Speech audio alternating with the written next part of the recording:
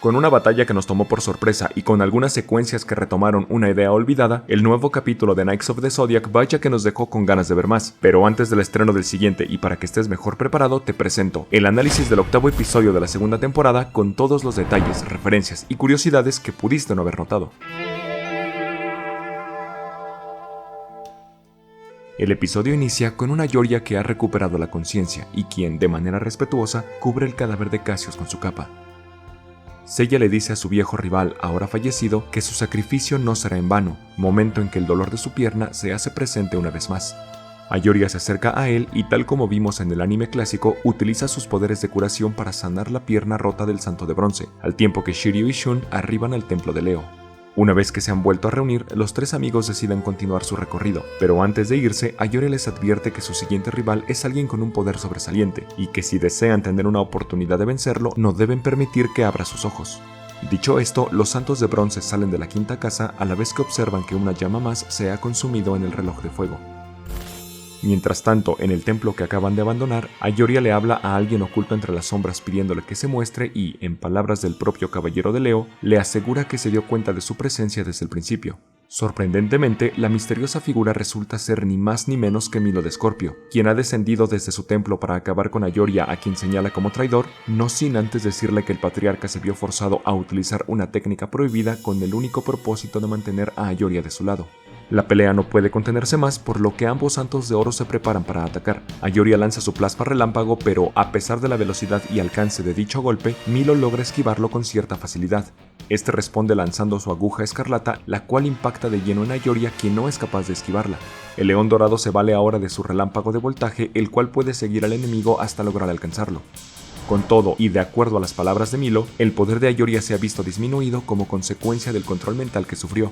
El escorpión ataca de nuevo con su aguja, la cual esta vez se clava en la pierna de Ayoria, quien, afectado por esta, comienza a perder el conocimiento. Milo está a punto de acabar con su oponente, pero inesperadamente el patriarca lo detiene, asegurando que admira la sinceridad de Ayoria, a la vez que se atribuye la responsabilidad de la rebelión de este y su hermano Ayoros por ser una consecuencia de su propia debilidad. Además, le advierte que pronto los Caballeros Dorados afrontarán una cruzada, por lo que, a pesar de todo, deben mantenerse unidos. Milo obedece las órdenes del pontífice mientras le expresa a su compañero, quien se halla derribado en el piso, su deseo de que algún día puedan pelear codo a codo en favor del santuario. Lejos de ahí, Mu y Aldebarán se dirigen a toda prisa a Star Hill, momento en que el Santo de Tauro expresa su incomodidad, pues lo que hacen podría considerarse un acto de traición. Sin embargo, Mu le deja en claro que si Daedalus tenía sospechas del patriarca pese a haber sido su discípulo, puede ser entonces que este último esconda un secreto que deberán descubrir. Por su parte y cerca de ellos, Marin escucha la voz de alguien a quien no podemos ver, pero que sorprendentemente resulta ser ni más ni menos que Ayoros, o al menos lo que sería un remanente de él manifestado en la forma de una mariposa. El también hermano de Ayoria le dice que no debe olvidar su misión, tras lo cual Marin recuerda la ocasión en que fue guiada hasta el noveno de los templos, donde, a través de una visión, el propio Ayoros le hace saber la encomienda que tiene para ella, momento en que podemos ver escenas del futuro, entre ellas una en que Marin aparece muerta. De esta manera, la Saint de Águila, a quien por cierto no podemos verle el rostro, decide aceptar la misión renunciando para ello a su pasado, para lo cual se coloca una máscara y misterio resuelto. Con esto se disipan las dudas en cuanto a por qué en esta versión de la historia es únicamente Marin la que lleva cubierto su rostro. De vuelta al presente, Yune le pregunta si se encuentra bien, a lo que su compañera le responde algo que la desconcierta, pues luego de decirle que el futuro del santuario recaerá en manos de los Santos de Bronce, le asegura también que ella será la encargada de sepultarla, tras lo cual Marin retoma la marcha, indicándole a Yune que deben seguir adelante. De regreso en el santuario, Seiya y compañía continúan avanzando hacia el templo de Virgo, pero su camino se ve interrumpido cuando aparecen frente a ellos varios esqueletos que dicen servir a Shaka, y quienes les advierten que, si desean continuar adelante, primero tendrán que demostrar su fuerza y valor. Todos atacan a estos obstáculos con sus mejores golpes, pero a pesar de que los esqueletos son destruidos, estos vuelven a ponerse en pie. Entonces, Shun decide aprisionarlos con su cadena y enfrentarlos a todos ella sola para permitir que Seiya y Shiryu puedan seguir avanzando. Pero a pesar de eso, ambos caballeros se encuentran con más esqueletos y esta vez es Shiryu quien detiene al oponente mientras Seiya se adelanta. Finalmente, el Santo de Pegaso se encara con el último de estos oponentes, quien lo felicita por haber llegado hasta ahí, asegurándole al mismo tiempo que ese será su fin, por lo que Seiya, reconociendo que es gracias a sus compañeros que logró llegar hasta ese lugar, se prepara para encarar el combate, terminando, por increíble que parezca, este desconcertante octavo capítulo.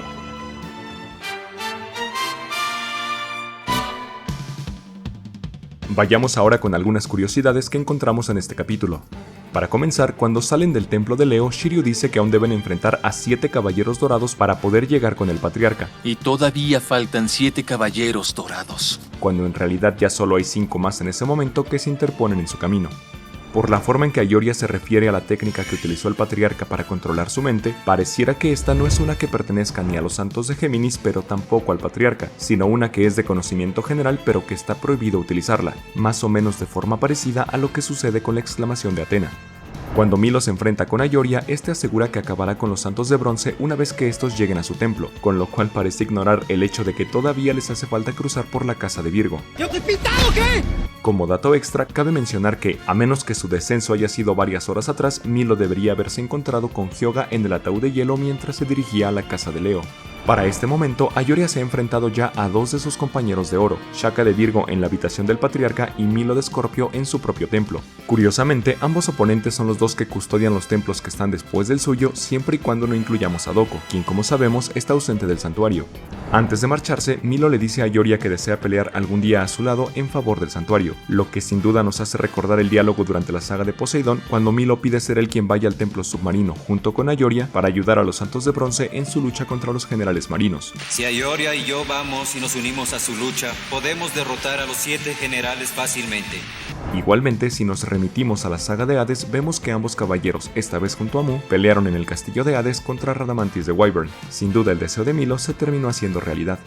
La siguiente curiosidad es una que añade un dato bastante reciente, y es que vemos que Ayoro se manifiesta delante de Marin en forma de mariposa de manera muy similar a como lo hace el propio Hades delante del emperador de los mares en el reciente manga El Resurgimiento de Poseidón. Las pruebas que los santos de bronce enfrentan camino al templo de Virgo parecieran ser una mezcla entre el enfrentamiento de Shiryu contra los esqueletos que encontró en Ymir, el relleno de la pelea de Ikki contra los discípulos de Shaka y las pruebas que tuvieron que pasar en el templo de Sagitario. Y hablando de este momento del capítulo, vemos que Shiryu utiliza el Rosan Ryu Hisho, técnica que justamente empleó en el anime clásico para poder deshacerse de los esqueletos de Ymir. En cuanto a las voces en español latino, tenemos que Ayoros es interpretado una vez más por Armando Larumbe. Sí puedes, lo sé, porque mi hermano Ayoria te escogió. Quien ya lo había hecho en distintos momentos del anime clásico. ¿Acaso no puedes verlo, Ayoria? Hermano, parece que no ve la diferencia entre el bien y el mal. Y el cual fue también la primera voz de Mu de Aries en esta misma versión de la historia. Siento no poder ayudarte, caballero, pero no puedo repararlas. En cuanto a Milo de Escorpio, su voz le es dada ni más ni menos que por Pepe Vilchis. Admiro mucho su espíritu inquebrantable. Los esperaré en mi casa. En cuanto a ti, te eliminaré aquí y ahora, traidor. Quien, como todos sabemos, fue el encargado de interpretar a Shun de Andrómeda en el primer anime.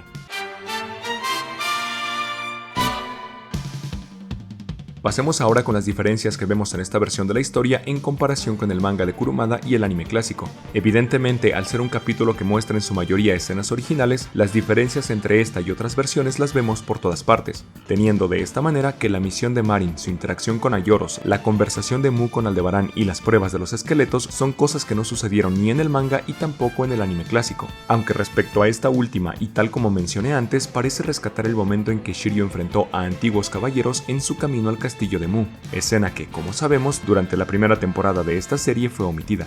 Ahora bien, caso especial es también la escena de la pelea entre Milo y Ayoria, la cual, por supuesto, tampoco sucedió en las versiones anteriores, pero sí que me hace recordar ese momento en que ambos caballeros se encontraron en la habitación del patriarca, luego de que éste mandara llamar a Milo para que acabara con los santos de bronce y Ayoria apareciera para pedir ser él quien tomara esa misión. ¿Recuerdan lo que dijo el León Dorado que pasaría si no lo mandaban a él en lugar de Milo?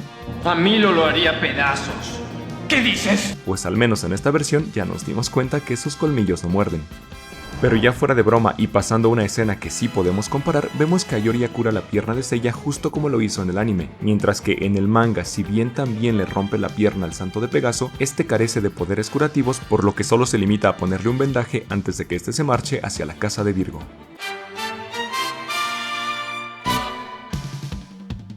Cerremos este análisis con las teorías y los aspectos positivos y negativos del episodio.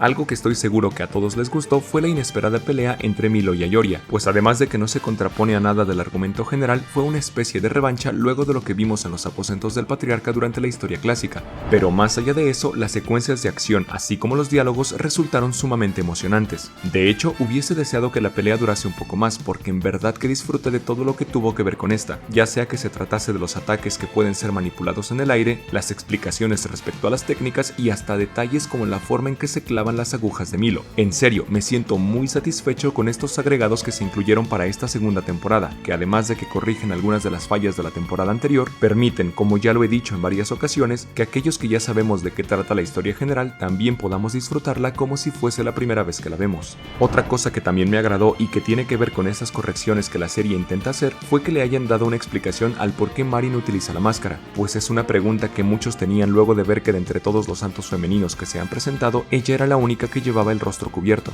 No sé si esto es algo que ya se tenía pensado desde la primera temporada o es algo que se escribió recién para esta, pero sin duda me siento complacido con el resultado y más aún ansioso por saber qué pasará con este personaje en el futuro inmediato. Ahora bien, algo que también tiene que ver con Marin es la teoría casi confirmada en este episodio de que ella en realidad es la hermana de Seiya, Seika, pues tal como escuchamos durante su conversación con Aioros, ella fue la Saint elegida por su hermano Ayoria, lo que deja entrever que pudo haber sido él quien la entrenó, lo cual a su vez nos hace pensar en lo que vimos capítulos atrás donde Guilty secuestra a Ikki para llevarlo a la Isla de la Muerte y entrenarlo. ¿Y a quién secuestró a Ayoria en la primera temporada? Exactamente, Ayoria se llevó a Seika y es posible que ya sepamos con qué propósito. De esta manera, cuando Marin acepta ponerse la máscara, estaría de acuerdo en renunciar a su pasado, lo que incluye el recuerdo de su propio hermano, justo como Asterion había dicho en el anime clásico, asunto que por cierto ya no se volvió a mencionar posteriormente. Sí, son hermanos, aunque ella olvidó todo su pasado desde que le pusimos esa máscara. En el mismo orden de ideas, otra teoría que emerge tras este capítulo es que Aioros está vivo, aunque honestamente yo creo que no lo está y es solo su remanente o espíritu lo que habla con Marin, pero ciertamente no podemos descartar que siga con vida, pues tal como Saga dijo en el anime clásico, nunca nadie vio su cadáver. ¡Maldición! Debí haberlo matado yo mismo con Athena. Por último, en cuanto a lo malo del episodio, nos encontramos con todo lo que tuvo que ver con los esqueletos, que si bien no es propiamente malo, sí es lo menos interesante del capítulo, aunque con el par de alusiones que hicieron a escenas del anime clásico, esto se vuelve un poco más entretenido. Ya veremos en qué concluye esto, porque tal como vemos, es justo ahí donde iniciará el próximo episodio. ¿A ustedes les pareció interesante esta parte del capítulo? ¿Creen que Marin es en verdad la hermana de Seiya o que Aioros aún continúa con vida? Leo tus respuestas en la sección de comentarios. Yo soy su amigo Cal y esto fue el análisis del capítulo 8 de Knights of the Zodiac. Nos vemos la próxima aquí en Star Hill, tu canal de Saint Seiya y anime.